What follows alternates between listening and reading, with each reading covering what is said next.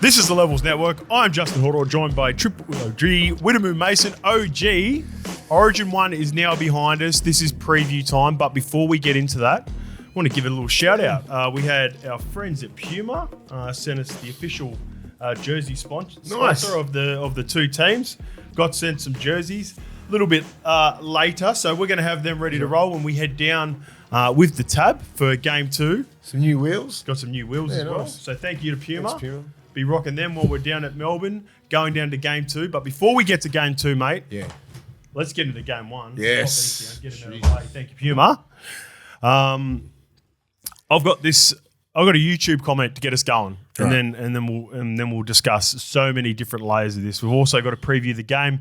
We'll preview the women's state of origin that's on tonight too. I'll give you a few tips on that because you know that's where I do my best work. And we're going to push back the YouTube replies and questions to after everything Origin. Okay. So we're just going to smash it out. But before we do that, for everyone or anyone who's listening to us for the first time, make sure you go and hit that subscribe button if you're watching us on YouTube. Follow us on Instagram, TikTok, all the social media platforms, and leave us a review on Apple or Spotify. Yep. Whether you're satisfied or dissatisfied with the huge decision last night in the state of origin, Joseph Sua'ali'i gets sent 7 minutes into the game, Mace, and for a lot of people, watching, completely ruined the contest. Now, I've got this one from Noob, who's I guess a fairly well-balanced listener who comments a lot on our stuff, and he's got this to write. Come here for post-origin match. The real losers last night were the fans who paid to see the game. 100%. For further clarity, it was shit because of the rules surrounding how red cards send-offs work. I can accept the send-off. I don't like it, but I get it. My personal opinion is that tackle was fine. Reece slipped and is shorter than Joe, thus the bad tackle. Yep. I disagree with that. Up until now, I agree with Oliver. I don't think the tackle was fine, but we'll get into the details of what it means for the origin. Rules, right? Correct. But for the sake of the fans, fix the stupid rule where a team has to play down a man the entire game after that. I think here in America, in our union league, we handle red cards with a 20-minute man advantage. The player is ejected, but after the 20 minutes, the team is allowed to replace the ejected player. Now, Mace, I'll ask you a couple of questions. Do we think this is just like an outlier, and this is so because of the circumstances, because of all the what's at stake with making a call like Ashley Klein did in this moment? Do you think we need to look at the rules, send off at the start of the game completely? I agree, ruins the contest of the game, and there was no way New South Wales were going to win the game. And secondly, the call. So start on. Do you think the rule changes, or I don't think the rule changes. Walsh couldn't come back on. You know, he it was a Category 1, but he did pass his HIA. Yep. So it wasn't as bad. I just think the ref needs to make a better decision, right? Just like understand the magnitude of where it is. It's an origin game. You are going to fuck the whole game up if you send this guy off. If Walsh didn't slip at all and Sua'ali'i just lined him up, shoulder to the head, send off. Yes. I agree. Yep. I agree with that. Yep. He's coming out the back. He's slipping. Sua'ali'i's already there, right? Yep. And it just clipped his head, right? It wasn't on his face like that. It was just it was shoulder. It was shoulder to above the shoulders, right? Shoulder head contact, like a lot of them are though. I get it. A lot of tackles go that way. I've seen worse this year. Yeah, it's because Sua'ali'i was going. He didn't pull back, right? But I've seen some shoulders to the head that have gotten away with that. In the car on the way in, we talked about this. He was going. He was trying to lay him out. Now he obviously didn't intend it to go that way. And then you have to factor in that Reece Walsh was slipping to that level. Yes. You have to take that in consideration. Because if he didn't slip, that would have been a beautiful hit straight across the chest. Yep. Because he hits here originally, but then through to the nature of Reece, once you hit someone there and they're slipping, it's naturally going up. It's naturally going to go into the shoulder as well. I thought 10 minutes sufficient. Yep. Put him on report, and then he'll have to face the judiciary. That's what it is, right? And do it like that, because I was there at the game. I watched it. I'm like, oh fuck, because I watched the whole play, and I'm like, Walsh is dead. Yeah.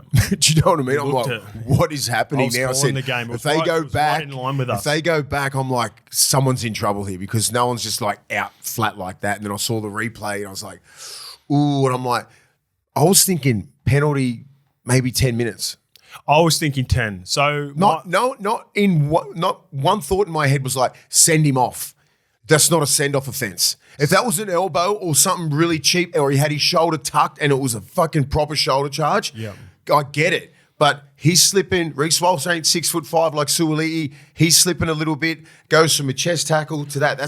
height shouldn't matter. Height shouldn't matter in the sense He slipped. Yeah, of course he slipped, and that matters in the tackle. But you know, never do you do referees go, "Hey, Mace, you're 6'5", you can't hit." Yeah, What, for example, like a 5'10", Daly like, Cherry Evans, like Rennie. Yeah, I can't hit Rennie because he's 5'10". Oh, Rennie copping strays Allegedly already. 6'1". We're only 5 minutes in, Rennie's copping a stray. Yeah, I disagree with the call because of everything that we just talked about. I really do. Yeah. I thought it was 10 minutes because it's Origin. Mm-hmm. I'm not going to be super critical of Ashley Klein though. I'm not. Even though I disagree and I wouldn't have made the call myself, my first thought was once I seen Reece Walsh laid out and not moving, and it looked vicious live. It did look vicious. Like on the replay, sometimes I looked at. We'll get to the both hits, right? We'll get to Sua'ali'i and we'll talk about the Liam Martin hit a little bit later on Jermaine Hopgood. Both of those tackles happened right in my line as I was calling the game, and they looked vicious. When I watched them back on replay on the game, they probably didn't look as, sometimes when it's slowed down, but like the force in which both those tackles were hit. Now let's go before, I don't want to get too distracted. No, it's all good. I really don't want to be critical on Ashley Klein because to the letter of the law, in my opinion, he's made the right decision. I ran into Darren Lockyer after the game, and obviously he's going to be very biased towards Maroons. But I thought he brought up a great point.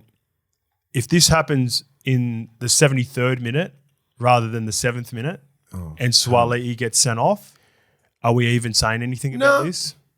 No.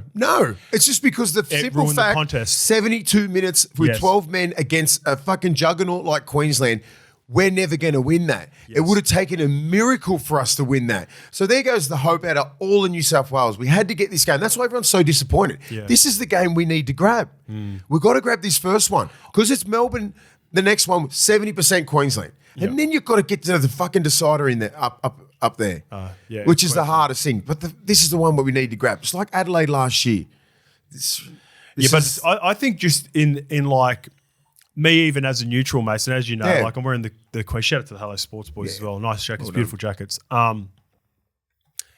It ruined the contest. Like it ruined the contest, and like I said, it took some fucking balls for Ashley Klein. I'd like to think, obviously, there's a bunker that's involved in that decision. I think it was Liam. Oh, Liam, I forgot what his last name is, but it's the referee.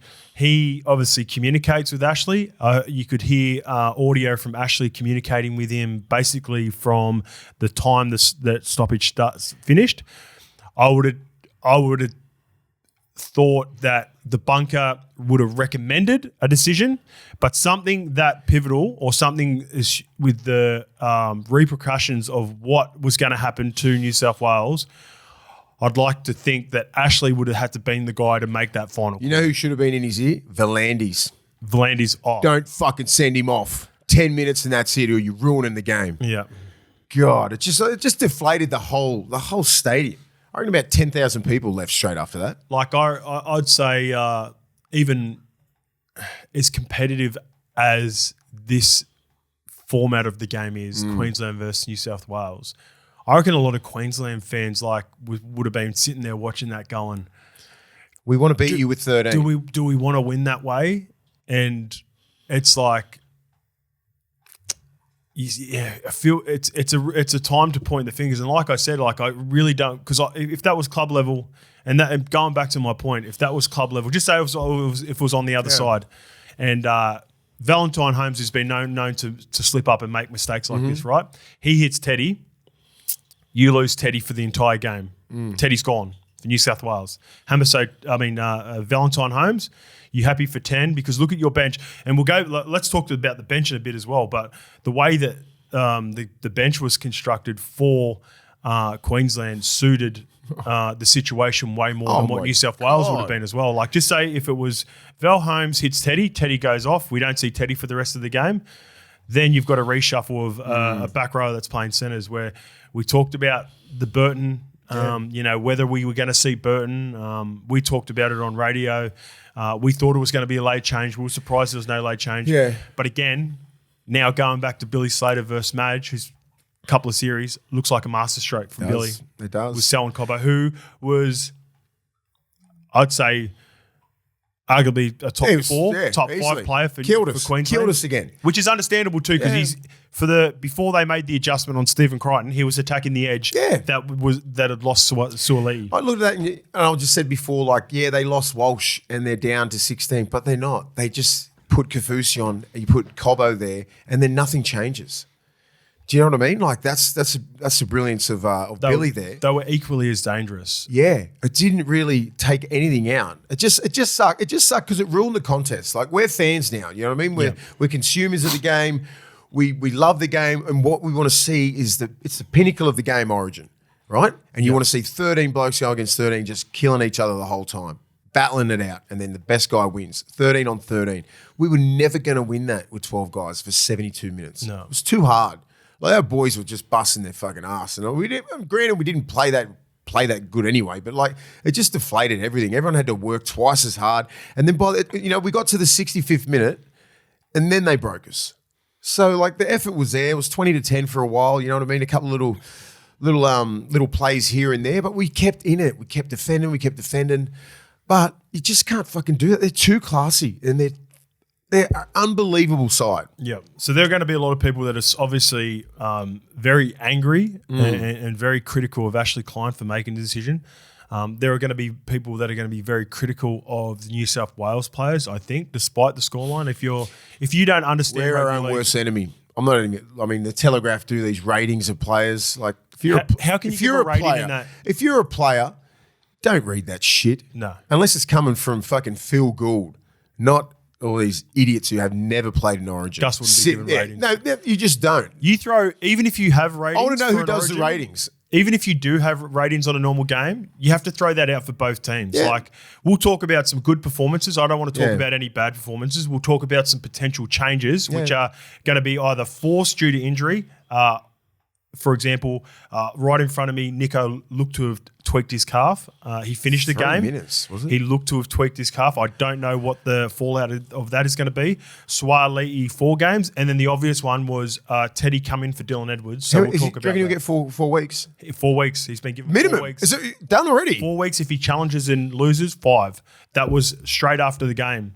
So the NRL have come out, like you talk about Volandis, they've come out and backed the decision. They have to. And I go back to that point, like a lot of people now who sort of just miss what I said before with what Lockie said. Would you be as upset as a New South Wales fan if the game was either in the balance or Queensland were running away with it, and that tackle happens in the 7th last minute compared to the 7th minute? And as a fan, as a player, as an ex-player, it's ruined the contest, but do the officials not have to call it the way they see it? I just don't think it was a send-off offence. That's it. Not for Origin. Not for that moment. Not for that moment. There's different rules in Origin. Everyone knows that. You can't ref it the same as a fucking local league game. I agree. An NRL level. This is Origin. We need an equal battle. Yeah. That's it. That's all it is. I would have been happy with 10. Yeah, happy with 10. Yeah. He deserved 10 minutes and a suspension on top of that, whatever you're going to get. Yeah. But he doesn't deserve to get sent off. Yeah. Nate Miles knew about it too. Well, Big Nate let him know, didn't he? Nate's just passionate. You can see those psycho eyes. That's what I used to see when I used to play against him. What he said, he goes, fucking great debut or something like that. Yeah. Imagine if you put yourself in Nate's shoes. Him and JT were standing there just giving fucking daggers like that. I don't think JT was chirping as much. No, he wouldn't have said anything. JT's JT. But I could see them in the background. Nate wants to kill him. You put yourself in that position again. Teddy's coming off the field because he's not going to finish the game. You're Nate's position where I think he's the interchange guy down there for he's Queensland. He's the manager, football manager. And you've got Valentine Holmes coming off. Hammering him. Yeah. Absolutely hammering him. Nate actually, like, he pulled himself back. Yeah. Because I know what he's like. Yeah. I think he knew the camera was on him. I reckon he would have. For sure he would have, yeah. There's so much around there. JT's obviously smarter than that, but that's just the passion of Origin, right? Yeah. You hit one of our boys like that, Reece Walsh, he's their guy, right? You just protect your younger players as well. He's 21-year-old kid getting laid out like that. Yeah. You don't want to see that shit. And if that was one of my boys, man, it would fucking fight. 100%. You did that to Mini or someone or Snake or any of the fullbacks when I was playing with it. It's on. It's on, man. Yeah. Like, that's another part we haven't talked about. Like, that's the difference in Origin these days too, where that probably would have never have got sent off back in the day. No. But then also on top of that, there would have been a fight 2 or 3 years ago. Francis Melly was doing that for about 3 or 4 years. Ask Brent Tate. That's why he's got a fucking neck brace. All right, let's break down the game, mate. We're going to go through all the tries. We'll talk about moments in the tries that led to the tries. And it's very hard to critique the New South Wales team off the back of losing the extra man. But we'll do our best to talk about the tries. The one try that was concerning that happened before Sua'ali'i even went off was the Ben Hunt try off Daly Cherry Evans. 6 again, the first 6 again of the game. Market detail, man. And just not good enough from New South Wales to start off the game despite what happens 2 or 3 minutes later. They're fresh as hell. Cherry throws a nice little beautiful ball to Nanai. Nanai gets on the outside of Jerome Luai, gets a quick play of the ball. Cherry looks open, one marker, they get skittled.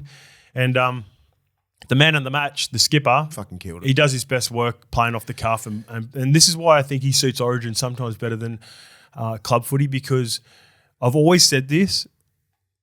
My time playing with Daly, he was more of a 5'8". He was runner, man. He was more natural as a 6, and what I mean by that is he's more of an instinctual play what he sees sort of player. And the beauty of Origin is everyone is so fucking fatigued and tired, even 4 minutes into a game, that's what he does his best. He sees it. It was a bit of a Hail Mary because it was supposed to go to Ruben Cotter, but it finds Ben Hunt, who again is an Origin player. What did I say? And just everyone's trying to bag. But why are we picking Ben Hunt? Because of that. Yeah.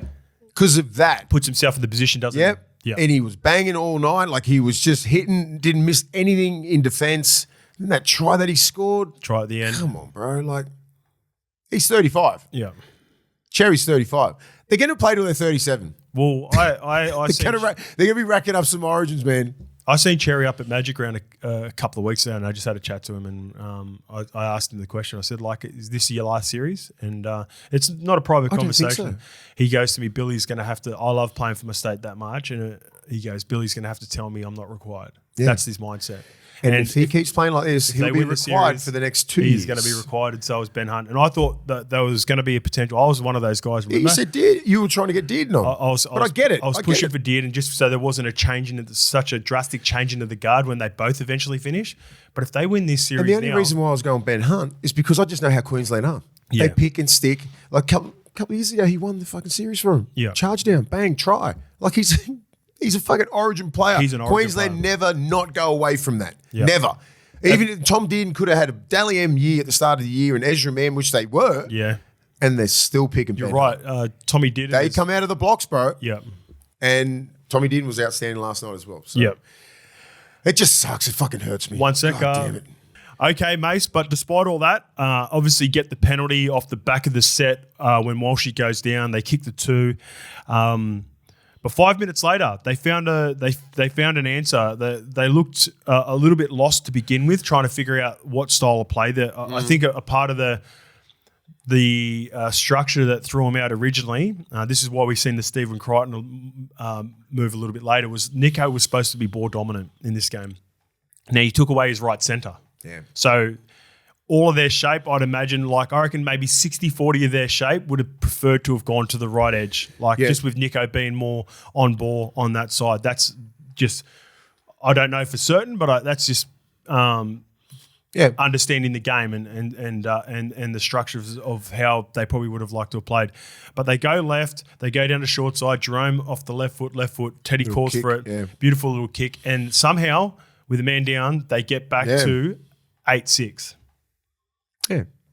They just played football, off-the-cuff football, but like in a try like that is, if you're Queensland, you'd be like, you know, they didn't bust through our front door. They didn't get us with numbers. It was just a off-the-cuff play, little kick, Teddy pushing up like a good fullback and getting the chocolates there. But I'm just like, from then on, they didn't look like they were going anywhere. They had a good span. So they looked lost for the next 2 tries, Hamaso. So during that period, Liam Martin gets pushed to 3-man. Obviously, Nico gets stuck at 2-man where, again, different level, isn't it? It's a different level you play in Origin, but also I'd imagine he would have been having thoughts during that period when they were attacking him about what happened last year when he was having to defend at 2-man in for the Adelaide game.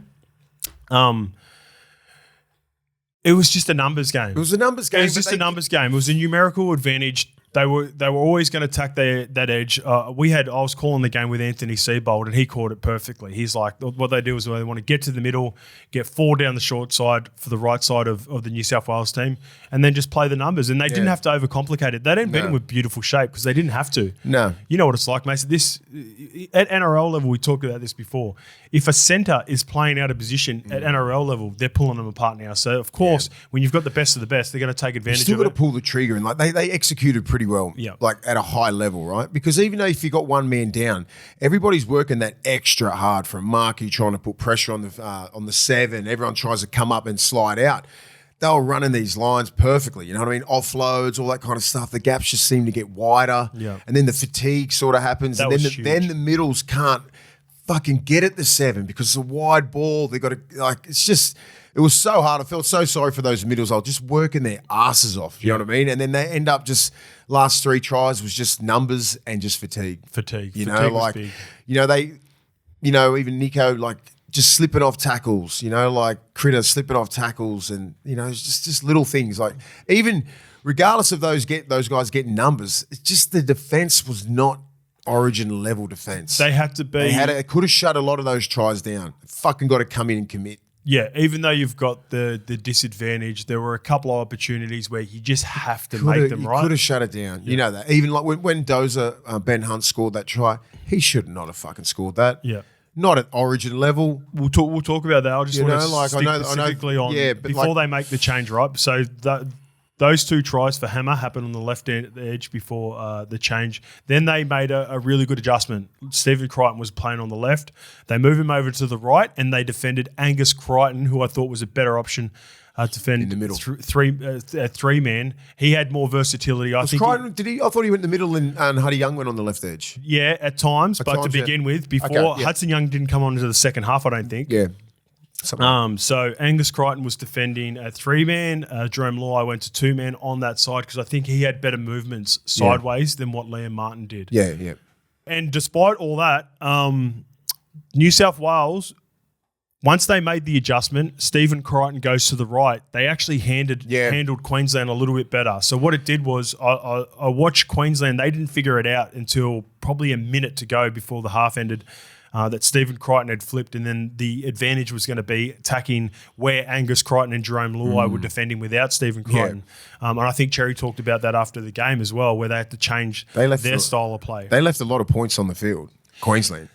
I think that, you know what I mean? Like watching it from up where I was, I'm just like, holy shit, if they pull the trigger right now on the 3rd tackle in the middle of the field, we had like 2 or 3 for the other side of the post. Straight after. Oh, it's dangerous, man. Straight after they went off and they scored that first try to Hammer, Tommy Dearden was lined up, and I was just watching it. I thought that was going to unfold. I thought it was going to call an overcall down the short side. It was Ashley Klein in the middle of the field, Tommy Dearden, Jaden Sewer, Selwyn Cobbo, and Murray Talangi, and I think it was Liam Martin at A, Nico Hines at B, and Zach Lomax was That's what I'm saying. And it was a 4-on-2, and I was like, if they just pass. And this was happening in, like, just say... that was immediately the set. That was the set straight after the first Hammer try. There was that many times they were just coming out of yardage, right? And they were just trying to get through their sets, obviously. But I'm like, if they fucking decide to pull the trigger here, you got Liam Martin sitting at right tucked in. We have no one. Yeah. And they've got guys like Hammer and fucking Taolangi that are quick. Yeah, it was a dangerous edge. I was like, and Cobbo, I was like, holy shit. You know, like Cobbo's one of the most dangerous people on that field. Some of those runs, man, are just devastating. I reckon he's arguably one of the hardest players to tackle in open space in the modern game. He's like Latrell. He's like similar Latrell. builds. Yeah. Like you talk about can beat you in so many ways in open space. And this is well balanced, got a mad bump on him, got a mad fend. Jousting stick. He's got skill to kick it if required. Like he can put it on his boot. He can burn you if you're slow enough. Like there's not much that Selwyn Cobbo doesn't have to like you even look at the second try, Hamiso Tabuai-Fidow. I thought Zach Lomax on debut was one of New South Wales' best. The one sort of time he slipped up, he gets a broken play, Selwyn Cobbo, and you can't knock him for this. He sort of gets on the outside. All they did was pass, and they're on the outside. That's just the nature of having the advantage. Sua played good too. Sua was really good. Sua and Nanai were really good, the back rows. Good. But, yeah, so they'll get to the point, and Zach Lomax is a beast, mate. Selwyn Cobbo just goes straight into him, bumps him off. I think he maybe and he's a good defender, Zach Lomax. Murray Taulagi, and then Murray Taulagi again finds Hammer on the inside. It was so dangerous. I was watching the game just going, fucking don't go left or just keep stacking, pull another number. Like the middles just had to work a lot harder. They were gassed, I get it, but it's fucking Origin, mate. Just pull another number. Like whenever if you're on that left side, left A, and you're in the middle of the field, get over. You know where they're going, mate. You know where they're going. You had to help the right edge. You had to. You know, they weren't really coming that other way. Yeah. And I was just like, fuck, just stack another number. You can sort of take care of that sort of stuff. Yep. It's just communication in the middle going, okay, I'm in the middle of the field. It has to be the left side players. Yes, but it's like the left side tight. You know what I mean? He needs to get over and shuffle everyone over. It's a late shuffle, right? Yep. But you can fix it. That's what I prided myself on as being a left edge. And this is if you're the left side, if you're the left four, you're pushing those blokes out. Yep. And you're like, you can handle this. Yeah. Do you know what I mean? Like the middles need to really have a fucking head on a swivel and go, okay, where's the numbers here? In the middle of the field, it's usually a 5-5 split. You've got to get it like 6 over. Yeah. So a big part of being the left four, which is for those that are listening at home, the back row is on either side, right? So you go winger. We always talk about numbers. You got winger is the one, obviously the two in the center. Then you got the halves, and then you got us back rowers the L4, R4. And on this case, it would have been tough. So it would have been Angus Crichton, who was defending left four. He had a really tough job in realistically, for the most part, he would have in a normal game he would have been looking up and looked at his numbers and going, we're sweet, we're comfortable here, we've got a 4-on-4. But for because Sua'ali'i had gone from that edge, he should have probably ideally left the extra number on the side when you've got two guys defending in the right position. Yep. And that's as simple as going, look, I'm on the left-hand side of the ruck. I've now got to flow over to the right. I always prided myself on that as I had a really good communication that used to help out the fullbacks push that middle over and you just hug it at A because the two markers just have to drop back, don't be aggressive, and then fucking chase. Yep. That's how you fix it, right? That's just detail and marker defense, right? You could have fixed that. The A's, the middle, and I get it. You're fatigued, you're fucked, everything like that, but like they just need to communicate a lot better. Then you had guys like Ola Kawatu who's never played in the middle. Do you know what I mean? Yeah. Like it's hard for him to count numbers and stuff like that because he's used to just sitting on that right side of the field. Like he's traveling and everything. I thought he was gassed. Oh, he was gassed, mate, because it's a different beast in there. Yeah. It's different, mate. He gets breaks. He gets a couple of minutes off sometimes on that right edge. But there's no fucking break in Origin in the middle. It's a washing machine. Imagine playing your first Origin, mate. So not only are you like a hybrid back rower, front rower. Well, that's the same as me when I was coming through. Like I was back rower, fucking front rower, and I'm like. But you play your first game, you come on 20 minutes. And you've got 12 men for the entire game. What would be going through your head as a young Polynesian? Absolutely, just what the fuck is happening? That's what I mean. Like, and you're getting in the middle, and you've been an edge back row your whole career, right? I've never seen him play in the middle. Yep. And I knew he was going to get in the middle, so I got in contact with him during the week. I said, bro, head on a swivel here, man. You just got it's all effort, all effort. You're going to be getting shit ball. You're on the back foot. I said, fuck, depends what happens. You know, there's going to be a lot of scenarios. This is probably the worst scenario. Yeah. And you couldn't even predict this scenario. No one could. And all the middles, you know what I mean? I don't understand why Jake Trbojevic played fucking 29 minutes. And he played the last 7 minutes when the game was over. So he played a 22-minute stint, and that's it. He's our fucking captain. Yeah, Why? I think because he was and this is respectfully to Jakey, I reckon his leg speed wasn't quick enough and they needed guys more mobile. And because they had to make a few, I reckon they made way more changes in the back row for the back rows that were having to defend at centre than they would have anticipated. I think that's what completely threw them out. And Jakey, when you think about playing down an extra man, it's all about the middles movements. All those guys. His middles, he gets around. He doesn't ever get beaten that much. He's clearly the slowest out of all of them, though. Yeah, but he's the fucking most effective. It's true. I think he's the best defender in the game. That's true. He's I was just very trying. smart. I know what you're trying to say, and I'm yeah. just like, why fucking pick him? You know what I mean? Like Well, the game through the middle is always through the middle, regardless. The gaps weren't bigger in the middle. Yeah, but he would have loved Jakey on 13 on 13. But when it's 12 on 13, that's where he probably looked at it and goes, "Is Jakey going to be able to close the gap maybe with one less?" Maybe you just forgot about That's what I'm thinking. That's what. No, I think that would have been the thought process as well. Like you got Hamoli, you got Spencer Lynn, you better like not only in defence but also blow in attack. out quick. Those two. Yeah, Jakey don't blow out. You leave him in there for 80, he would have played. He would have pushed out 80 minutes in the middle, just non-stop. Yeah. It's like a big diesel. He doesn't stop. Yeah, he doesn't have the fucking acceleration like a Olakuatu, but he knows his little tricks around the middle. His communication in the middle, pushing other people over. Olakuatu doesn't know that. He wouldn't know. Just if Jakey's on the left side of the field when they're trying to go that way, he would shuffle over and push everyone over because he sees. Yeah. He's smart. yeah. You know, like little things like He that. wouldn't be as gassed. He would, Yeah. He would be moving everybody around. He'd be at Markham most of the time where he does his best work. You know, like he knows how to get around the field. Otherwise, he wouldn't be in that fucking side. He wouldn't be captain. Yeah. So that's the captain. That's the part of it as well. Like, and again, I don't want to be super critical of Madge, but when you name Jakey captain, that's fine. You've also got Yowie there, and then them two were not on the field for about 10 or 15.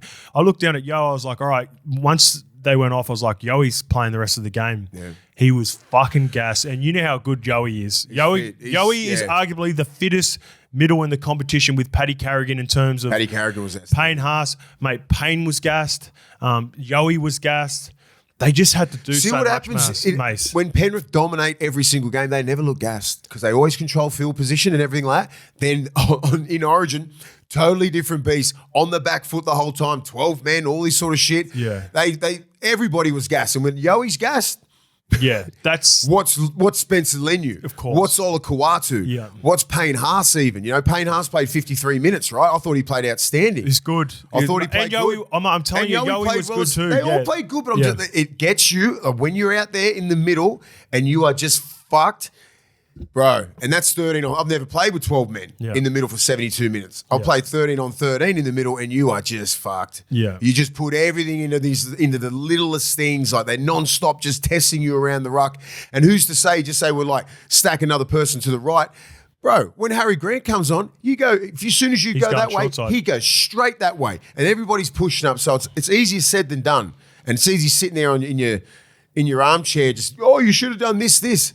It's harder when you're out there, the washing machine, and your head's going everywhere. If you're not a vet, you don't understand what's going on. It's fucking hard. Well, considering all that, New South Wales adjusted. They were really good just before and just after halftime. Yeah. They get the try. It felt like they got the crowd back into the game off a ad-lib play. Finds Zach Lomax, who again I thought was great for New South Wales on debut. He jumps over top of I think it was Talangi. Yes, it was. Maybe the Hammer.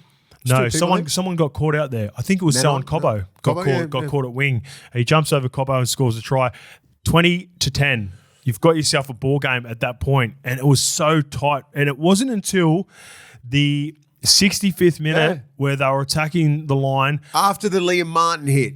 Yes, tell them how they nullified that. Nanai just stops that momentum with that one hit. I'm like, damn. Yeah, that was a pivotal moment. So Liam Martin just absolutely... The dog of dogs killed him. Mace, me and you played in the game where Stevie Maddai laid out Dave Tyrrell, and I never thought would see a hit as big or... was it near this? It was right. It felt like it was on the exact same fucking patch of grass. The spirit of Steve Maddai just threw it straight into Liam Martin, and he just pumped him. Oh, it was vicious. Beautiful hit. I watched it back on TV. I just realised up in the box going, fuck yeah. Yeah, it was so good. I'm like, we're coming back. And then they dropped the ball a little bit later.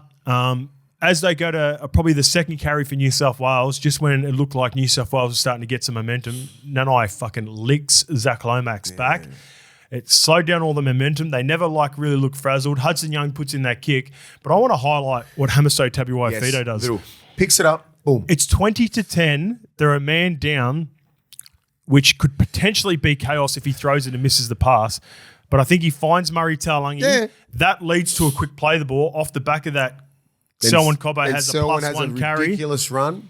And that was the game. Yep. And that was the end of the game. And then Benny Hunt fucking just steamrolls everyone. Yep. That was 50 out, you know that? Yep. 50 out, Ben Hunt. 50 out, 35 years old. Selwyn Cobbo was 95 metres out when he started it. He gets tackled on the 54. I love it. That was all the hammer. Yeah. To pick that up, he could have easily just made the tackle. He was already out of the in goal. Just little soft hands to Taulagi. He makes a little bit. Selwyn comes back in. And that's what I'm saying about like defence and like our middle's just been fucked. Yeah. And you got a guy like Selwyn Cobbo, you're deflated anyway because you thought that you were probably going to score. 20-16 sounds good. Now we're on. Yeah, right? That shit happens. Because who nearly scores? Jeremiah and I nearly scores down the other end. Reece Robson comes up with a fucking massive play. He played great. He's an Origin player, mate. Yeah. I said that. That's why, as much as I love Carousel, last year in Game 3, I thought he might have played Game 2 as well because Cookie moved to the centres, right? Yeah. Reece Robson is going to be part of Origin for the next five series for New South Wales. Anyway, he comes up with that play. I don't want to skim over it. 20-10. It was a frazzled set. Hudson Young throws in like a Hail Mary kick because he just gets it on the last and they were struggling for options at the time. It gets a lucky bounce. Instead of Hammer just diving on it, killing the play, and then trying to grind New South Wales out of it, it broke them because he finds Murray Taulagi. He beats a couple. It's a quick play the ball. New South Wales just then we're on the back foot. They couldn't get set. Yeah, the middles were just staggered, and then Cobbo picks his little cue there, boom, bang, shoulder, bumps through, quick play the ball. Game over. Game over.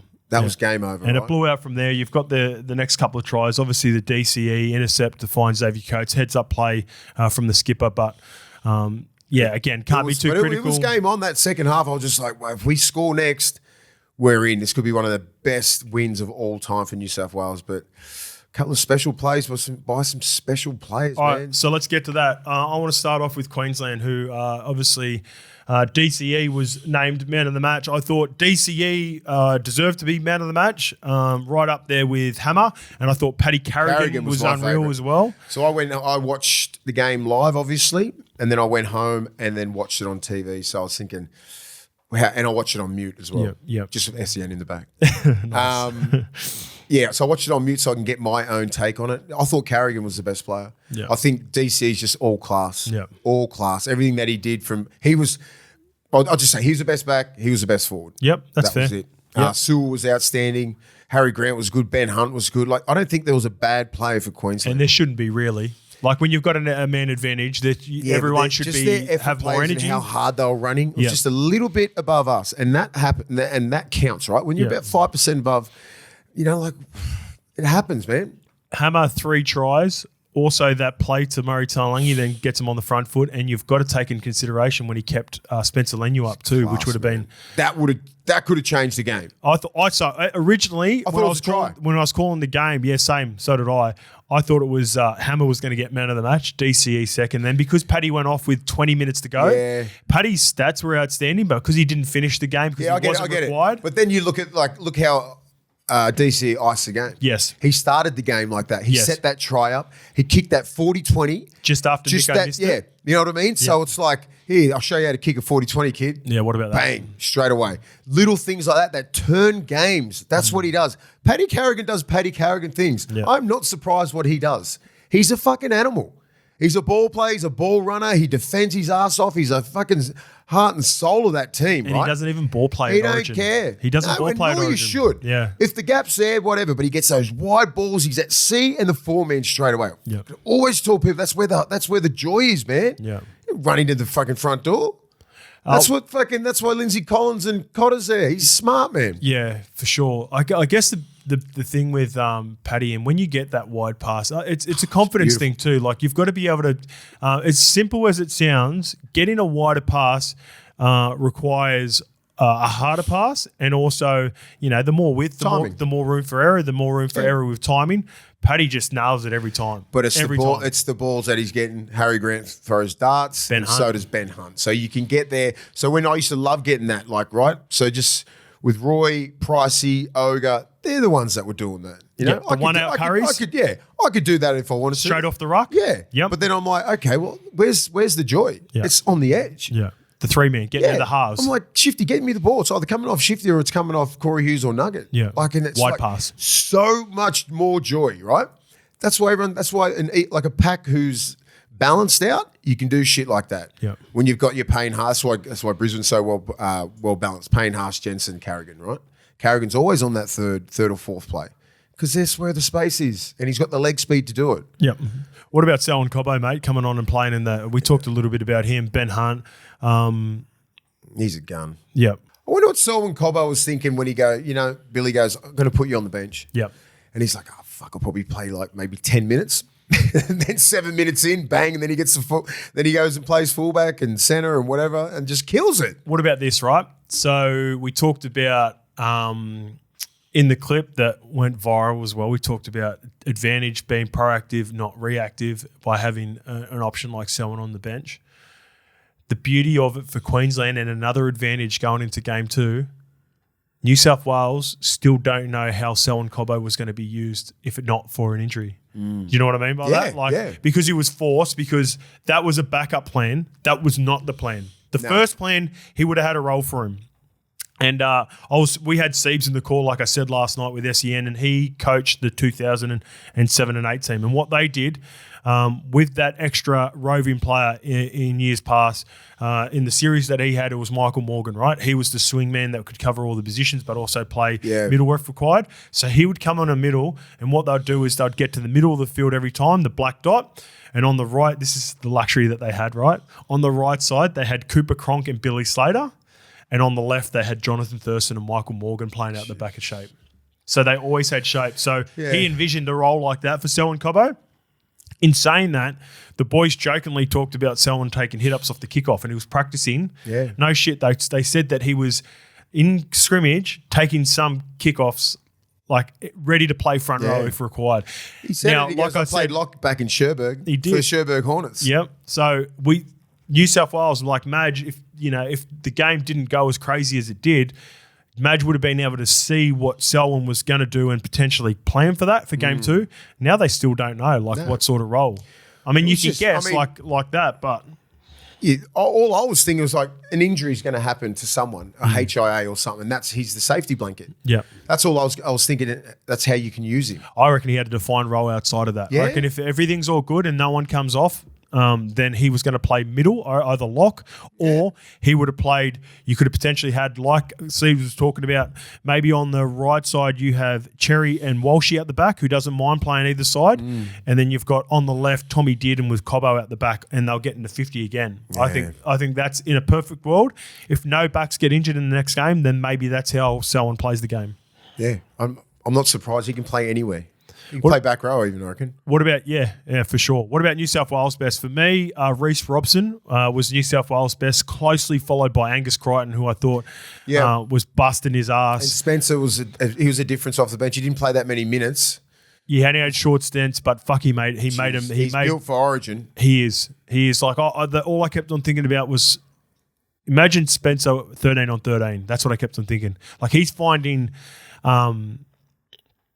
they're struggling to contain him with 13 on 12. So with that extra man, when you've got to worry about that extra player, I can't wait to see what Spencer, because Spencer's going to be their game 2. Lomax is going to be their game 2. Robson what changes do you make? All right, that's my next one. All right, so the next one is potential changes. Now, we talked about this, result dependent on whether we see Dylan Edwards back. Dylan Edwards has been named player 23 for the Penrith Panthers. Now, he won't play, but if Ivan's naming him 23, then it must be minor. He just made a selfless decision. Yeah. He can't be out in that big stage and lets the whole team down because he's quad, and that's a selfish play. He's not a selfish person. Imagine how much worse it would have been if Dylan Edwards was out there and then had to go through that. Now, it's almost turned into a blessing in disguise for Dylan Edwards missing game 1 because of the situation. Now, I think... And again, I'm not going to be too critical on any of the players for New South Wales considering the circumstances, but I think it becomes an easy decision for Madge to go straight back to Dylan Edwards, his original first choice. Oh, I don't have any doubt at all that he's going to do that. Teddy needed to get a man of the match and us win for him to retain his spot. Do you think if New South Wales had just won, Teddy still would have kept it, or Teddy had to be a top? I think if we just won, Teddy would have been one of our best players. That's true. That is true, yeah. You know, what do you do with the 7? I'm thinking, Moses. Moses gets through this week and next week. I think he goes straight to the 7. Because our kicking game was awful and he's the best kicker in the comp. Yeah. And he showed me last week he's fit enough. He's taken the line on. He's got that power back, his leadership skills, everything like that. He's ready for Origin. Oh, I think there might be a forced change, as we mentioned. Right in front of me, about 3 minutes to go, I seen Nico Hines. I don't know if you got this on the coverage as well. Moses is coming in. I don't know about that. Moses and Burton I'd be picking. Yeah, I'm not too sure because I don't know about making drastic decisions for the halves who, Mace, as you know, it is hard enough to break a game open with 13 on 13. It's almost impossible to break down a Queensland team with one man disadvantage on every single play. Like there was a time when Nico gets it from the left post, goes out, has a look. Because Zach Lomax was super keen and a lot of the shape was going to the left, Zach, the one time they were going to get an overlap, Zach had come to the middle, and this is no knock on Zach, but they goes to Liam Martin, who was playing right centre, to having no Lomax on the wing, who was trying to help the forwards and get involved. So, I don't know if you can be too critical of the play to drop players, but I think it's going to be forced. I didn't like what I seen from Nico with the calf, and I think that could That's what I'm saying. I just think that could open up for Mitch Moses. Yeah, I think Mitch Moses has got I think they're just going to have to go with him. Yeah, he's got. The kicking game was so bad from our team. You know what I mean? We rely on Nico to do that.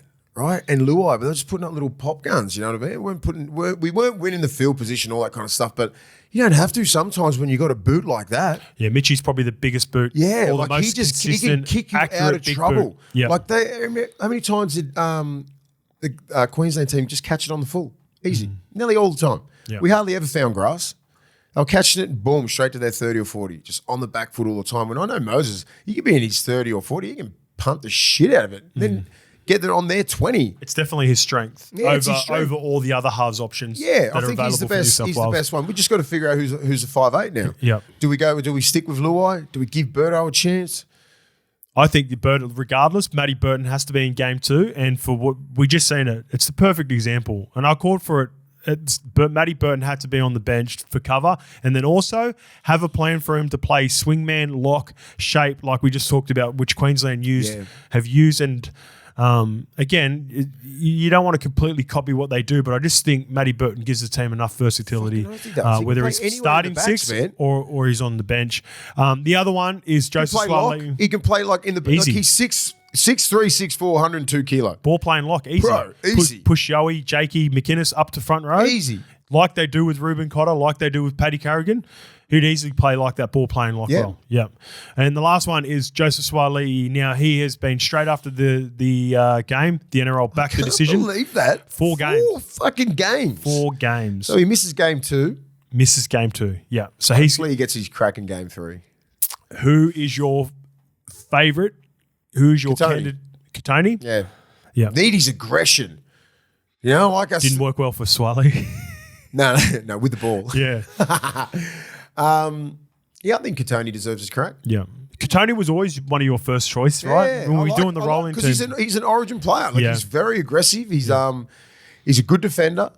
I don't think he look out of place. Is Bradman Best? How long is he out for? I'd say Bradman Best and Katoni would be the same. They both missed some time leading into Origin with some nicklies. I think we'll get to it. I might get it up for you now, actually. Definitely Bradman Best comes in. Yep. Because I thought he deserved the spot. So now Bradman over Katoni. If only on the left side.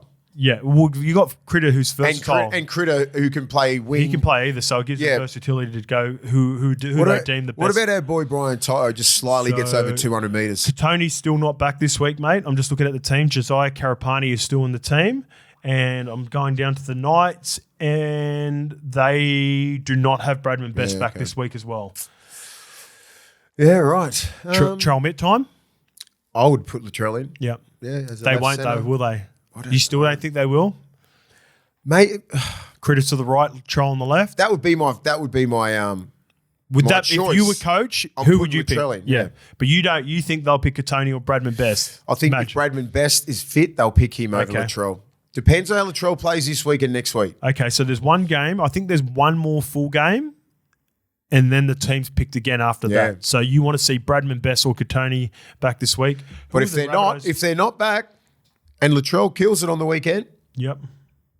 I'm picking Latrell. Rabbitohs have. I think they've got a winnable game. I think they might be playing the Titans. They are playing the Titans.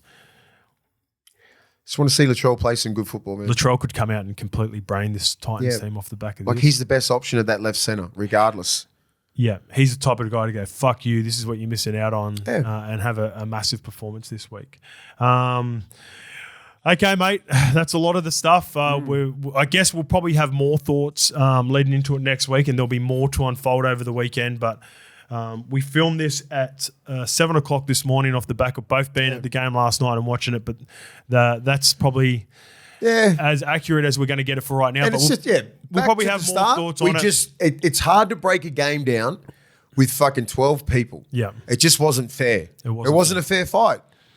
You know, our boys tried their asses off. Queensland were just too good. They got too much class. And if Queensland had lost this game, it would have been disgraceful for Queensland. Yeah. But best out of 3, right? That's it. We're going down to Melbourne. We need to get Melbourne. We're going to be down there. We'll be down in Melbourne. We're getting after it, so I'm looking forward to a really entertaining 90,000 there. How too. good. It's a terrible game to watch. It's a terrible place to watch fucking rugby league at. What an advertisement. Trust me, like if you're here, like you try and see the back left winger, it's about 150 metres away. Worse or better than Adelaide Oval? It's worse. Is it? Wow. It's worse. Well, what about the 'Cause it's atmosphere so about big. being in the MCG? Atmosphere's though? awesome, but Yeah. like just to watch. Yeah, okay. I bet we watch it on the TV where we are. Is it sold out? It's 90,000. Is it sold out though? I think it's 110, that whole thing. It's 60,000 tickets, yeah. People ain't going to be buying the tickets now after that endorsement, mate. People know. People know it's not a good. Yeah, it's I a know, great place I know. for cricket and it's a great place for AFL. Yeah. Rugby All right. league, no. Let's get into it. Well, you know what's going to be required at MCG, Mace? Eagle Cam. So off the back of the talk last week, we had someone, Jai, can us regulars get Eagle Cam? Jai, no, I don't think you can. Yes?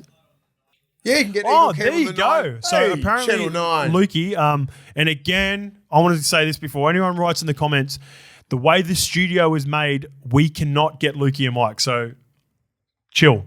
But Lukey just said on the 9 Now app, they've got a version of the Eagle Cam. Now, there is probably a more detailed version in this app or website that coaches use. And there's like it's given to, it's like a company that gives it to all the teams, and it's way more detailed. But 9 Now apparently have Jeez, that's an pretty Eagle good. Cam to watch. So, I mean, unless you're going to study the game and be a coach, you're not going to watch it from fucking Eagle Cam. well, I think there's some diehard fans that just there would love to see the division. Yeah. because they'll understand more from Yep. the middles and oh shit, that's why he's not getting picked. He's not covering the inside Yep. and he's not moving up. He's taking plays off, all this sort of shit.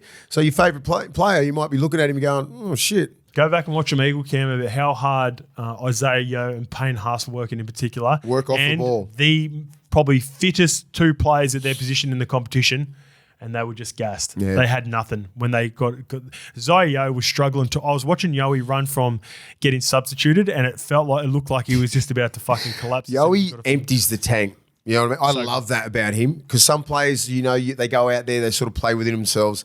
He doesn't. Yeah. He knows, especially in Origin, he's not out there for 80. You know what I mean? Like at Penrith, he's always out there for 80. So he can sort of ball play, take some runs here, work his ass off in defence all the time. But And Origin, you can find your stops when you're on the front foot. Origin, yeah, because Penrith's always front foot. Yeah, They've yeah. never been on the back foot, right?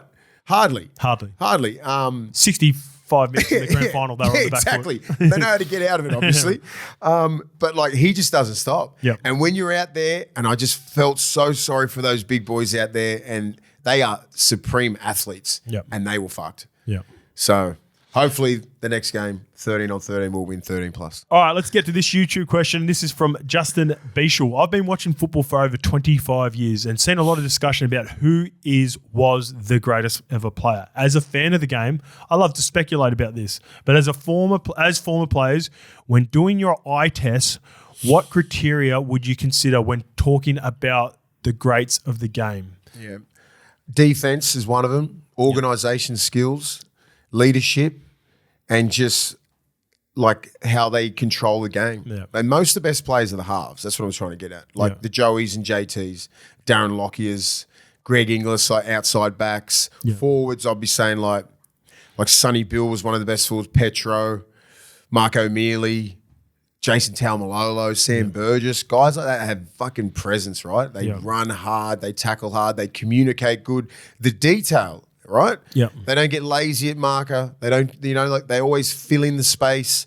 Like Joey, like how he used to compete, like his competitiveness, his leadership, same as JT. They let it. I don't like the comparison between those two. They're totally different players. They are different players. Totally different players in totally different eras. When you're comparing players, and I think you'll agree with this and you'll like this, there is no bigger compliment than when someone says he's one of us. And in our game, there is no bigger compliment than when a rival talks highly about the opposition or a player maybe they hadn't played, because all the teammates are going to tip you up. Yeah. But when you're a Willie Mason and you're playing the Queensland team and you talked about how tough it was to play certain players, whether it's GI playing for Queensland, and I always go back to this always resonates with me because one of the toughest players I ever played against was Boyd Cordner. Yeah, Boyd.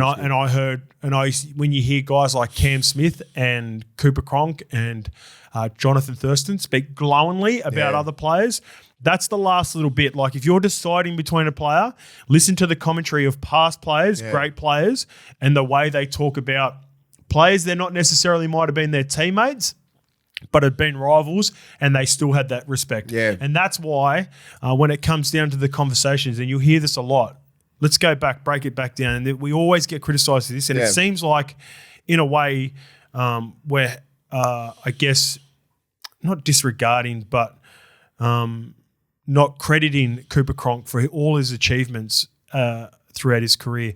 But when it comes down to the argument centres around Joey and Thurston, right? Yeah, well, that's it. And then the next tier is Cooper, because when, as a rival, when you're playing those players at the top level, you always hear New South Wales players talk about Thurston in that light, and you always hear Queenslander players talk about Joey in that light. Yeah. And Cronk, again, he's daylight between. He's the next tier down. Don't get me wrong. Like what he did for the Roosters in Melbourne. Brett Kamali and Craig Gower and all those sort of guys. And there's like probably Freddy's and all these Cooper sorts Cronk, like statistically, is probably better like than both those guys. Yes.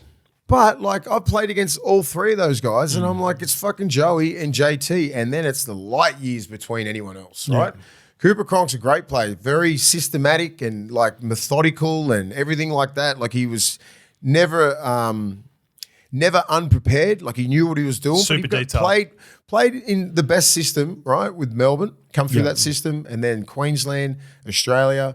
Like it's just like it's the system, right? You look at him and you put him in a Gold Coast team or the West Tigers. Yeah, would he still be that player? Yeah, who knows? Right, who like knows? JT comes. It's a hypothetical. It is. So JT, look at Joey, what he had to do up in Newcastle. Yeah, fuck all. Like they had a bunch of toilers up there. When right? Joey didn't play, they completely fell off the cliff. When JT don't play, like you're done. They had some tough years as well. The outlier is obviously 17, but that was at the back end of his career. No one doubts Cooper Cronk's ability. Like he just doesn't sit on the pantheon of greats when it comes to halves. But I think it's just two. Do you agree with that though? Like when you talk about the eye test, when you add stats, and I hear this, whether it be NFL, whether it be NBA, sports we also like, I always like to listen to the top tier players that speak glowingly about other players. And for the most part, I think that's a deciding factor. If you're a fan, maybe you can look at that. I think that's a way of separating the top tier from just the next down, like just the next level. Look at the eyeball test. Yeah. Look at the eyeball test and watch Joey play in his prime, and then watch JT in his prime. And Cooper Cronk as well. Yep. Like you don't see Cooper Cronk do things like what JT's done and Joey, right? But not knocking him. I'm just comparing those. If you're thinking those three are the greatest statistically, which they are, it's I'd put Joey at number 1 and JT number 2. Because I just like the fact that Joey used to fucking hit. Yep. He was a great defender. People don't remember, people don't forget that's 50% of the game. They had the 2005 replay the other day, and who ran at him? He just fucking bashes you. Who ran at him? I think it was maybe Matty Singh. He just lifts Matty you. Singh was playing back in those days. And Matty Singh was Singh is a beast. he was a nugget. Yeah. Like he was hard to hit, and he was fucking and Joey absolutely licked him. Yeah. All right, this one is from JJ, and off the similar to, I guess, the eye test. One of my mates who's 6'4", 115 kilos of the best at the time, that didn't mind throwing a punch or two, told me once, straight up, bro, I ain't scared of no one, but when Petro walks in the room, he seems taller than a mountain. And when he talks, you just fucking listened. Question for the boys, who was the player who had that presence or aura about them during your time? Mace? I didn't see that about Petro. I just think, I played a lot of games with him and against him. Yep. He was just a great guy. I know, but I think the thought is that he wasn't trying to be aggressive. He just the respect. He's that dude, and the aura that he had without even portraying it. Or when you put the green and gold jersey on with a guy like Petro, you feel safe. Yeah. You're going out to battle with Petro. He's got your back. Yeah. Gordon Tallis had that aura. Gordy's your guy, wasn't he? He was, because he was my favourite player. I ended up playing a couple of tests with him. It was like, you just watch him prepare and you just see this, holy shit, he will kill someone, and he was ready to go there, and you look at guys like that and you feel safe. He had that aura. Right? When Gordy was on, fucking everyone's on. So it set the tone. In a room full of alphas, Gordy was the guy that you like. Yeah, he was the guy. He was the guy that I aspired to try and be, right, in that team. Mark O'Mealy had that aura about him. Sonny Bill. Yep. Guys like that. When I used to look around the sheds and I'm like, yeah. But did you feel that as much because you were the teammates and they were around your age, whereas Gordy was felt like I think because Gordy was my favourite player. Yeah. Right? So you automatically have so much respect for him. Yeah. Right? And then you got to go, you look at a guy like Sonny Bill, who I'm 5 years older than. So he's my guy. So Sonny's and he my has guy. That aura. Yeah, because Sonny debuted 5 years before me. I didn't know him on a personal level like you did. So whenever I played or seen Sonny in a room, I was like, this is a different dude. Shane Webke had that aura. Okay. Those blokes, man, you just go in there, you're safe, right? Yeah. I was privileged to play with some of the best players of all time, and those guys, you're like, all right, let's fucking, we're not losing today. Yeah. The forwards just say, as I said, last on Monday, the game's full of moments, and then it's up to the guys like JT and Joey and GI to pull the trigger for the bigger moment. Yeah. Because it's all you're trying to do in tests and origins is win the middle, and then look at the back line. The class, the players that we just talked about. The Darren Lockyers. Yep. The Greg Inglis's. It's just the Billy Slaters, and then you got guys like Danny Badiris and Cam Smith just running the ship all the time. Yep. Best 2 9s in the game ever. All right, let's get down to breaking down the games, mate. You ready to go with this? Yeah. I'll get back to it, rugby league here, because we're going to start off with the women's state of origin is tonight at McDonald's Jones Stadium. Newcastle. Mace, they've got a full house. The girls have sold it out, 30,000. Fuck, how good's that? 30,000 for the women. You going up? No, I'm not, but I'll be keen to watch it. I'll be watching it at home. Had a pretty big week, some big stuff coming up, but I'm keen to watch this game. Hopefully the weather holds off for the women as well, because the first game was highly entertaining. A few force changes. In the outside backs, we have Emanita Paki. She's on the wing for Ivania Politi, goes into the centres. Another change, which was due to the formal or the game plan of New South Wales in the first game, Mace. Ali Brigginshaw moves from lock. The skipper is going to be playing half. Because New South Wales were just so dominant through the middle with Yasmin Clydesdale. I think there'll be another late change. I think Olivia Koenig, who started in game... Bit of rain tonight, Game 1. Yeah. Yep, it is going to rain. Olivia Koenig, I think there's a chance in which she replaces either Keely Davis to start the game as well. She moves into the starting lineup. But it's a tough one for this... Well, series is over with Queensland team. New South Wales win. The scoreline didn't reflect, I think, how dominant New South Wales felt for large portions of this game. It's just that Queensland spirit for the women again that kept them in the game all the way to the end, and they get a late try at the end, Queensland, but New South Wales were quite dominant. So I'm interested to see what the style of play is going to be like because for you who weren't aware of game one, mates, they had Ali Brigginshaw, Zamara Temara, and Taryn Aiken, who are all halves. They had them playing at lock. Okay. So, therefore, it was a lighter team. Now they've gone for some more bigger bodies. Lauren Brown is actually the player that's moved to lock. And Siana Lefipo will make her debut, a 19-year-old girl from the 19. So, shit, that's big. Yeah, should be a big moment for her, and I'm really looking forward to the women tonight. I hope Queensland wins so to decide it. That's all. Yeah, I'm going Queensland, and I'm going our girl Taryn Aiken for man of the match. I think she's bounces back. Yeah. She bounces back in this game. How old's Ali Brigginshaw? Should be getting up there. 32, maybe 33. Okay. Yeah, she's been around for a minute. Yeah, she's one of the OGs.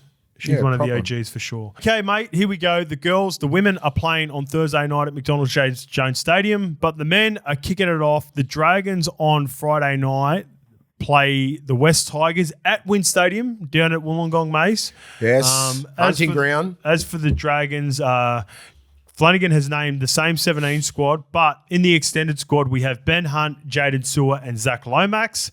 It'll be interesting to see. I think they'll back up. I think Zach plays. I think they all play. It's easier to back up 2 days after. So that was going to be my next question. So you'll get sore. Like today, you're not sore, right? You just adrenaline. Yeah, it's still adrenaline. You're just sort of getting over it. They'll be ice bathing, doing all the recovery stuff, Normatex, blah blah blah blah. And then tomorrow you'll start feeling a little bit stiffness. Yep. Get out there and play. The ones that play on Sunday, they're the worst. The 3 because you really feel the soreness from like just say on the Friday, Saturday morning, you'll be fucked. It all starts coming up, and then you just got to keep rehabbing, and you got to get out there and just run and do everything. You got to keep moving, don't you? You got to keep moving, otherwise you'll seize up. Go for a swim, maybe get in the ocean, everything. And this is why their trainers are so good. Like most trainers are, they'll look after all the guys, and especially senior players like Ben Hunt. I'm pretty sure he knows how to run a team, right? He'll be right. He'll know how to handle Zach Lomax, he's a young buck. He'll be super keen. Kill it. Sewer, he's still young. I don't think it's going to phase any of those guys. They all should back up because at the end of the day, who pays your bills? That's right. And it's like it's a badge of honor, right? To be able to back up, we always just when we play Origin, we're like, because obviously it's not a drinking culture anymore in the NRL, which is great. But like win, lose or draw, that Origin's a fucking mad Monday. For whoever your gang is. You've got, we had like, you're talking like 16 players. Yeah. Like out of 17. I remember one time, right? We played an Anzac test in 2008. And I had to play, so it was a Friday, so I had to play the Saturday 2:00 game. And you don't know when it's your last test. And there's always, I'm seeing you play in there and like the young kids going, oh, can we go out? And I'm like, yeah, fuck it. Yeah. I walk out of a joint. Has anyone ever said, oh, should we go for a drink? You go, no. This is the one where I should have. Anyway, because like I wouldn't dance with the devil like that like the day before, right? Maybe 2 days. And I'm just like. But it's an Anzac test. 100 years to the game. Yeah. Young kids, come on, let's fucking go. Then when someone's playing their first test, this is my 24th test. Yeah. And then I'm like, fuck it, let's go. Yeah. Walk out of a joint. It's 8:30 in the morning. Who just I got to play at 2. I got to play at 2:00. Do you remember who you played? Canberra, man of the match.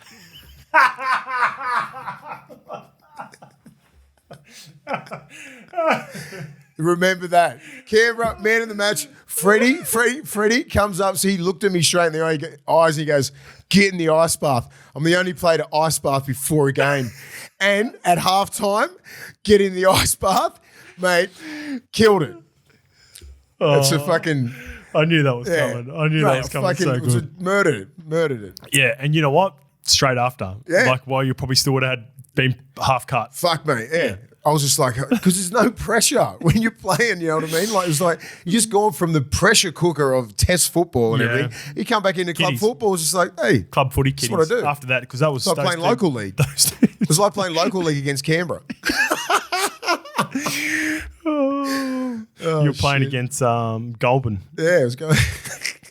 Tuggeranong. As for the West Tigers, they have Justin Olam returns from suspension. Shout out to Alex Lobb coming in for his second game of the season on the wing. He got his debut as 18th man in North Queensland a couple of weeks ago. So now he gets his official, or not his second game, but he'll have his family and that all on board, hopefully, for this one. David Clemmer's suspension sees Alex Twell move to prop. With the loss of Isaiah Papali'i to an ankle injury, sees Alex Seyfarth move in the starting lineup with Justin Matamua. Naden has been named on the bench in his return from suspension. And then we've got Cook Islands representative Ruben Porter. He will make his NRL debut for the Tigers. The Tab have St George Illawarra Dragons favourites at $1.40. Yeah. The West Tigers $3. The line is minus 8.5 to the Dragons. Which way do you see this game going, Mace? Dragons, all the way. Yeah. Tigers, they're competitive. They really need this game. Yeah. They need this game. The desperation, will that count? I don't think so. It won't be enough this because they're playing down in Wollongong as well. Yeah, it's a tough hard place to game, play. man. It's going to be one of those. It's going to be drizzling. It's going to be wet. It's going to be cold. And look what St George have built. Look at their coach. Yeah. They love that shit. They'll go straight through the front door, high completion rates, kick to corners, and beat the shit out of them. That's my game plan. I'm going to go the Tigers. Yeah. I'm going to say because the Dragons have been inconsistent. Yes, I know. That's what I fucking don't say it. They have been inconsistently consistent in the sense where they have a good game followed by a bad I was game. going to say it, but I think they've turned the corner. Okay. You thinking Win Stadium? Win Stadium. I know they had a good win last week. They've been on a bit of a roll. Tigers off but the it's bye. always when I've tried to back them, they come up with some dog shit. Yeah. This is not going to be it. Okay, so you think they can break your curse on the Dragons? Yeah. All right, I'm going to go the Tigers plus 8.5, and like I said, we haven't looked too in depth to this game yet, so no try scorers for this week. But what I might do is I might send it to Lukey a little bit later. I'll go sit at home and maybe we'll put a little graph up for my anytime try scorers, which I normally do week to week a little bit later for those who follow it, because I do get people, believe it or not, They love you, mate. that message about those try scorers. So people want to know what. Slide into my DMs. I'll give you some try scorers. Hey? Well, you just got to wait until Mace gets us that 13 plus. Got to wait for that 13 plus. First game on Saturday at 3 p.m, we have the Titans versus the Rabbitohs. As for the Titans, huge boost with Jaden Campbell listed amongst the reserves, so there's a pretty good chance we could see him. Also, playmaker Kieran Foran is back from a hamstring injury, which while Phil Sammy and Jojo Fafita also returned to the back line. Maroons prop Mo Fodawaker, who was good last night, has been named to start at prop. Beau Fermor slides back to his edge role after being in the centres against the Broncos, and Keenan Palacia reverts to the bench. So Titans are starting Fafita's playing? Yeah, Fafita's in there, yeah. He was good to go last week as well, so no change for Fafita, who he shifted to the centres throughout the game, but he did start in the back row. As for the Rabbitohs, Cody Walker is back, big in for the Rabbitohs. Yeah. He will partner Jack White in the halves, and Richie Kenner returns at centre with Michael Cheekham moving to the back row. Titans versus the Rabbitohs, mate. So I'll give you the odds here for this game because this is an intriguing game. Yes. Titans are $1.77 favourites with the tab. South Sydney are $2.05 underdogs. I think I'm with you, mate. Give me the Rabbits. Give me the Rabbitohs, yeah. I want Latrell Clinic's coming up. Yeah. Titans are pretty good, man. I don't mind them. They've been playing really well. Where's this at? It's at Gold Coast. Yeah, who cares? Dry track. Seabus Super Stadium. Seabus, yeah. And Cody back as well. I think they're just, they've been missing his leadership out there, the crisp passing, all that sort of stuff, getting repeat sets. I want to see a clinic from both those guys. They're still struggling in their outside backs. Like Richie Kenner in the centres and, he doesn't blow you away, does he, Richie? When's Campbell Graham back? You got Tane Milne and Richie Kenner in the centres against Brian Kelly and Phil Sammy, who have been really good. They're good. Look at the back five. Kinney, Khan Pereira, Kelly, Sammy, Fafita. Outside of Latrell, it's heavy advantage, Titans back line. Forwards, what's South looking like? Arrow, Kaloa-Matangi. I tell you what, I might be going the Titans more. I look at it. Yeah, Mo I'm thinking that as well, but I'm just thinking. Fafita, Fermor, Cleese Haas versus David Moala, Sean Kepi, Cheekham, Arrow, Kaloa-Matangi. Who are we going? I'm going South. I just think Latrell can put that team on his back. Yeah. This is me being the forever optimist. I just want him to kill it. I want him back in the blue side. Yes, so do I. I want 80 minutes. I just want 20 touches and just get involved and just dominate the game. Just show everyone that you're back. Jack White and Cody Walker in the halves. Look at those. Yeah, like if the forwards can just hold their own, then the class in that back line should be able to get them home. Yeah. Should be able to. And I'll tell you what, maybe advantage on the bench, Tallis Duncan, Havili and Thomas Burgess on the bench for South Sydney versus Keenan Palacia. Oh, Eric Clark's been good. And Jacob Alec Winky He used to just be Jacob Alec. He's added the hyphenated last name now. So, and Isaac Liu. So, yeah, very interesting game. Yeah. This is going to be a tough one. You're on a bit of a roll, South. They win one game. Yep. That's a roll. That's for it. them this year. They'd Let's only go. won one game before That's that, it. so that's a roll. Who cares? They've had the bye. Second game on Saturday, we have the Cowboys versus the Warriors. Another very entertaining game. This is at Queensland Country Back Stadium, 5:30 p.m. Going down to the Cowboys, who obviously have so many named for Origin. So you got Val Holmes, Tom Dearden, Ruben Cotter, Murray Talangi, Reece Robson, Jeremiah Nanai in the extended squad. I think They'll all back up. Val plays, Dearden plays, Cotter 50-50, Talangi plays, Robson 50-50, and Jeremiah Nanai 50-50. I really do think those three players to monitor. I think, again, like just say, if they're not injured, the players, they're going to play. Yeah. If they're not fully busted up, they're playing. What about Robson played with 12 men in the middle for 80 He doesn't minutes? care. It's a Robson call. Yep. Like I just think he's just got that dog in him. He doesn't care. He's not going to let. These are your brothers. You know that. When you come back, and I said, badge of honor, come back. You want to be the best player for your club, and I think that's going to take him to that next level. Well, you know what you got to add to it too, because I just remember Jake Granville got suspended, so he was the fill-in. So they've got Sam McIntyre at hooker. Reece Robson will play. Yes, he has to play. Yeah, he'll play. As for the Warriors, huge ins for the Warriors. Chance Nickel-Klogstad, Wade Egan, Rocco Berry, Adam Fanua-Blake, Kurt Capewell, and Tohu Harris are all back were they for all the out? Warriors. Graham Torfa, Moala Graham Torfa, and Eddie Kossi drop out of the back line. While that was the kid that you liked too a couple of weeks ago, Mace. Yeah. Moala Graham Torfa. Big He made his future. debut. Paul Roach, Jacob Laban, Bunty Afor, and Freddie Lussick also make way while Dylan Walker shifts into the bench, who was really good filling in for Tohu Harris. Sean Johnson is the guy that remains. He's the only one left from the massive amount of salary cap that the Warriors have been missing for the last couple of weeks. The Tab have the Cowboys at $1.70 favourites. The Warriors are $2.15, similar to the game above. The line is 2.5 Mays. Jackson Ford, Yep. front row. Yep. I'm not sure if I'm happy with that. Okay. When I've got Mitch Barnett there. I think they're interchangeable, so Yeah. maybe they'll swap between each other. I think so, right? Yeah. Mitch Barnett can play anyway. He's just a middle man and he can play on the edge. But yeah, Jackson Ford, I'm not sure what they're doing there. Tohu Harris is a big in. Yep. Big in. Wade Egan. Huge in. They can start. Adam's Fanua huge in. Blake, they've been Chance. a little bit down. But I just think the Cowboys up there, they need to win this game to stay in touch with the 8. So do the Warriors. I get it. Yeah. But it's up there. It's hot. It's fucking... Is that far away? Do you want to bring it in? He's saying your mic, but it doesn't look mate. like you're that far away at all. Yep. All right. I just think with the Warriors obviously need to win, but I just think the Cowboys with those players coming back, Yeah. up there, it's hot. It's still fucking hot as hell.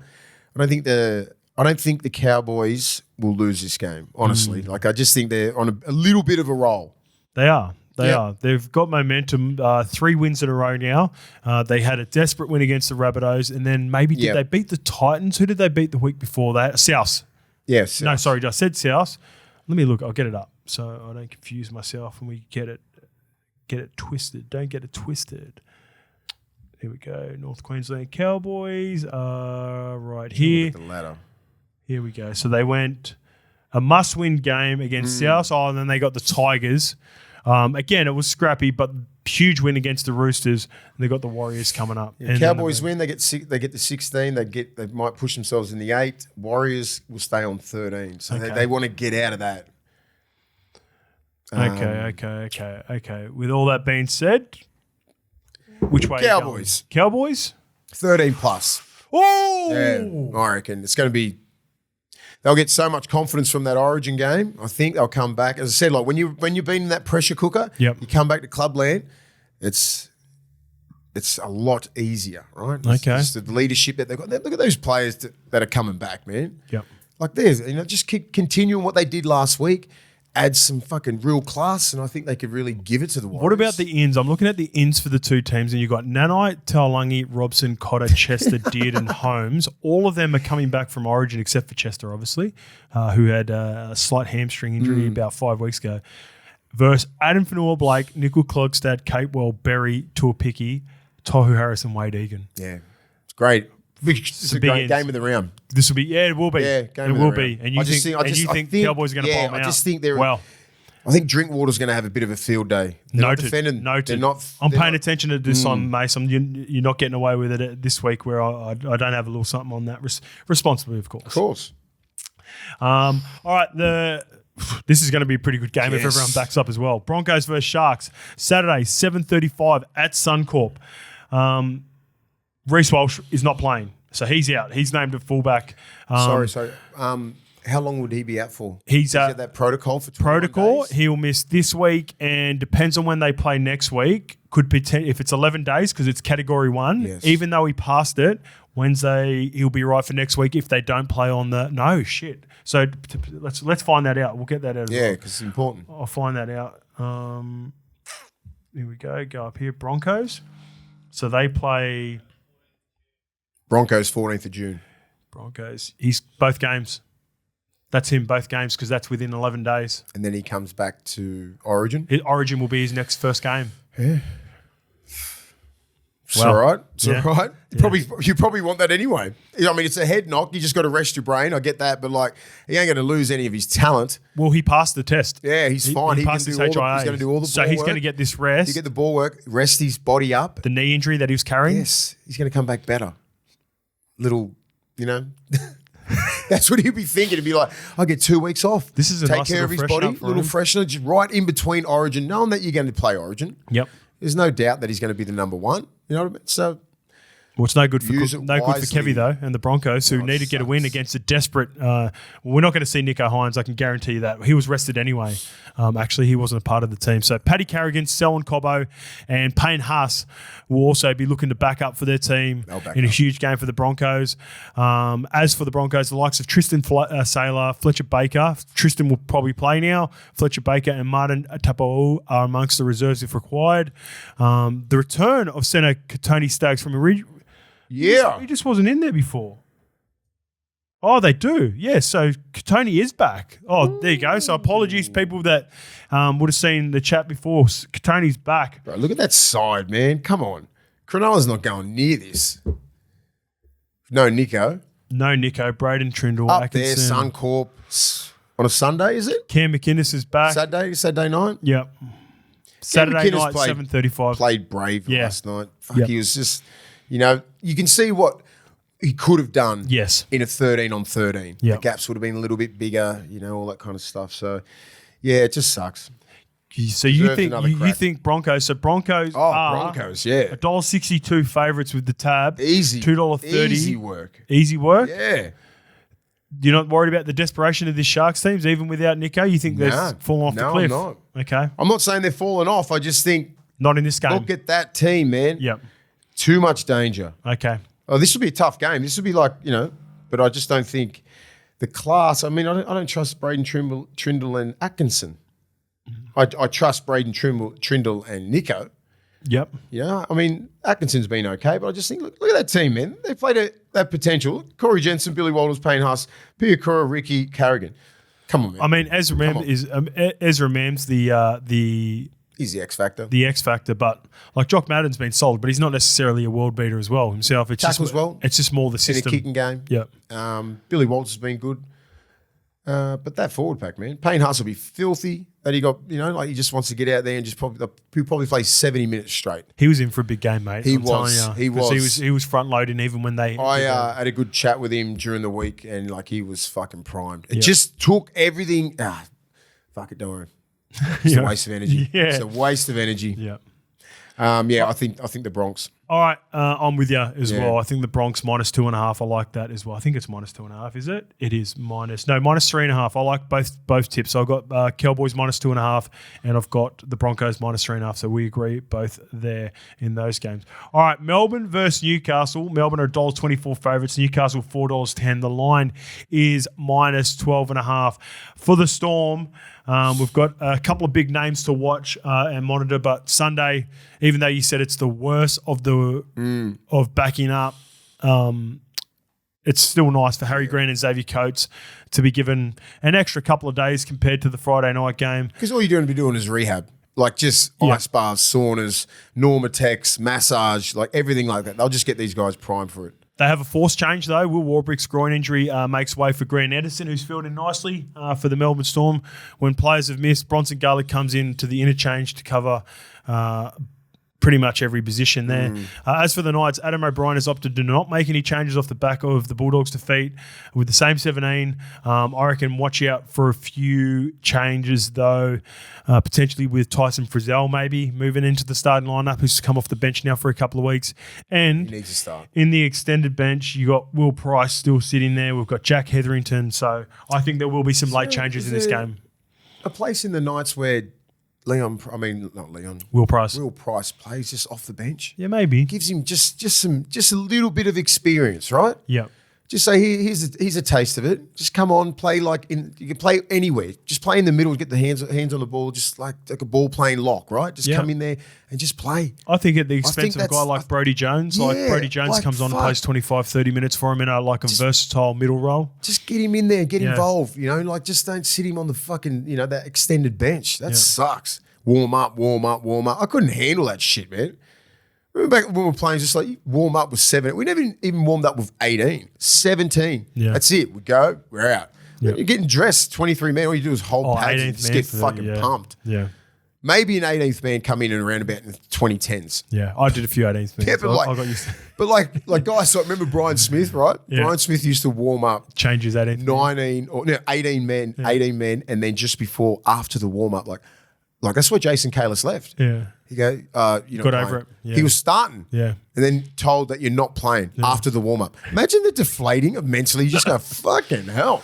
Just don't even pick me because you'd go off the warm up how you warmed up. Yeah. Bit weird. Yeah. But He's a different cat, 20, yeah. 20, smart as fuck, but just strange. Richie Farsi said he used to call him sometimes at 11 p.m. at night before the game. Like he'd be up and he'd go, hey. What are you wearing? He goes, how you feeling about the game tomorrow? And Richie'd be like, yeah. He goes, going to start you. And then not start him. But he was on Imagine that. I'm going to start you. And then you get in your 18th man. Like, why even say it? Oh, fuck. He must have had just that much head noise. Oh, man. It'll weird. Yeah, I just think, but the 23 men like warming up, hitting pads and going through that whole thing. I get it if you're a young kid getting through, just watching how the big dogs warm up and prepare for games.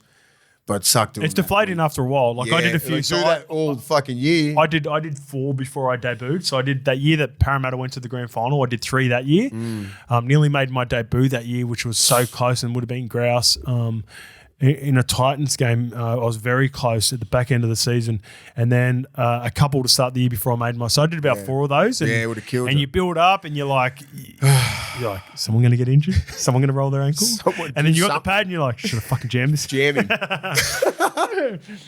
Yeah, but then once you get on the other side, of it, it's nice. It's a nice place. Because they got to play reserve grade as well. Yeah, they do. Yeah. All right, so Storm, comfortably. Hard to win down there. Yep. All right, another hard place to win is the Penrith Stadium, Bluebet Stadium, Panthers versus Sea Eagles. Ooh. Here we go. So, like I said before, following his withdrawal from Origin 1, Dylan Edwards is named the extended bench. There's no way he plays. There's no way. The rest of the Origin contingent are named to play. Brad Steiner has lost his place in the side while Jack Cole will partner. He will partner Jerome Lawai, who they still were great together against Cronulla a couple of weeks ago. Yep. Luke Garner returns from a leg injury on the bench, and prop Moses Leota has been named despite having that hamstring injury against the Dragons. As for the Seagulls, they've named all 3 Origin players to back up. Lehigh Hopewadi looks to have won the battle to keep the fullback position over Tolu Kola, who returns. Nice. And Tommy Talau moves from the centres to the wing. I'd love to see Tommy Talau stay in the centres and Ruben Garrick move to the wing. New signing Jake Simpkins is in the wider squad and could join the 17 on game day. Mace obviously had Siebes in the box last night. He was pretty confident that all 3 would be able to play for Manly. So I'm very intrigued to see out of Brian Toto, Isaiah Yeo, who played big minutes. I can't see a world in which Liam Martin plays. I think he's been busted going into this. Yeah. I'll be very surprised if he plays for the Panthers. Just start Garner and Sorensen, right? Yeah, I think so. I think that's the safe play. Penrith are $1.38, Manly are $3.10. The line is Sometimes you've got to take it out of their hands, right? Yeah. Like Ivan needs to A go, guy like Liam Martin. I'm resting you, mate. Yeah. We need you for the back end of the year. Get through Origin. We need you for the back end. His priority These is games, winning comps, not this game. Yes.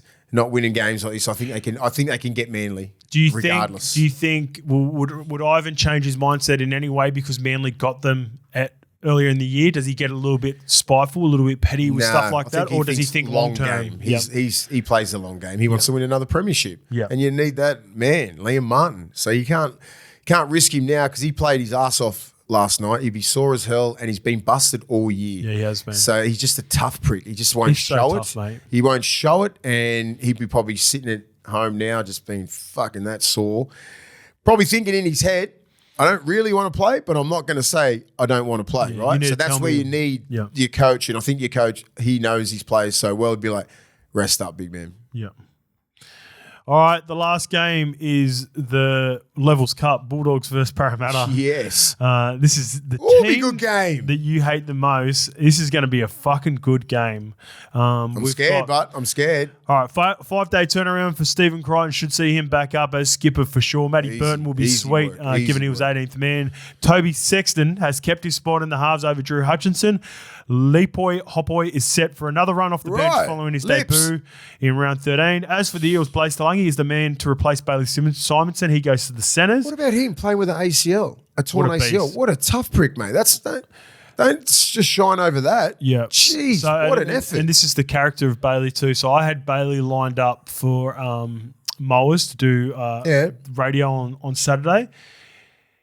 He agrees to it after the game. On Friday, he gets told the news and obviously told me to keep it on the low, so we couldn't use him on Saturday. And he apologises to me for not being able to do the show on Saturday. I'm like, mate, don't worry about it. All the best to him. He was in a bad Parramatta team this year, a guy that stood out and has been really good for Parramatta for the last year and a half, 2 years, and I think a few teams were circling for him. So I hope that doesn't... ACL, he'll come back at 100%. I hope it doesn't stuff up his negotiations or earning ability moving forward because he's a really good player. So Blaise Talangi will play centre. Sean Russell moves back to the wing, mate. And then they've also obviously got Jermaine Hopgood to monitor. Ryan Madison has been included, but he hasn't played, Ryan Madison, and I've seen this on NRL Physio. He copped a knock in the Broncos game about 3 or 4 weeks ago, and we haven't seen him since. So they've been reported that it's been an illness, but I think it might have been to do with a HIA that's kept him out all this time. That rattled him a couple of years ago, remember? Yeah. Got a few head knocks. So did he? Yeah. I can't for some reason I can't remember him. He was out for a little bit he had a couple of bad head knocks a couple of years ago. So it's good that he's taken that time and Parramatta's given him some time off. Yeah, this is at Accor Stadium. The Tab have the Bulldogs $2.15. Parramatta are $1.70 favourites. The line is 2.5. You're obviously on the Dogs, mate. I'm obviously on Parramatta. Well, Parramatta's a good team, man. Yeah. On paper, they're a better team than us, right? They got Junior Paulo and like Reg, Cartwright. Their talent-wise is up there. You got Moses back. But that doesn't mean anything for this Parramatta or this Bulldogs team this year. Doesn't mean shit because Bulldogs have played better than their roster this year, and Parramatta have played lesser than their roster. But it scares me how Parramatta has that roster. Bounce back and last week. And if they turn it on, they can stick with anyone. They can beat anyone on their day. So we just need to keep performing how we are. Keep defending like we've been doing. Keep playing for each other. Be connected. And then we'll see what happens. Highly entertaining game. Really looking forward to this game. Really good game. Yep. All right. Mace, that's it. Origin 1 is done and dusted. In the bag. We have round 14. Round 14, I think it doesn't count. Game 1 didn't count. Doesn't count. We're going to be heading down to Melbourne in a couple of weeks. Mate, enjoy your weekend. Enjoy your footy over the weekend. And remember, what are you really gambling with? And for free and confidential support, call 1-800-858-858. Enjoy your weekend. All right. See you guys.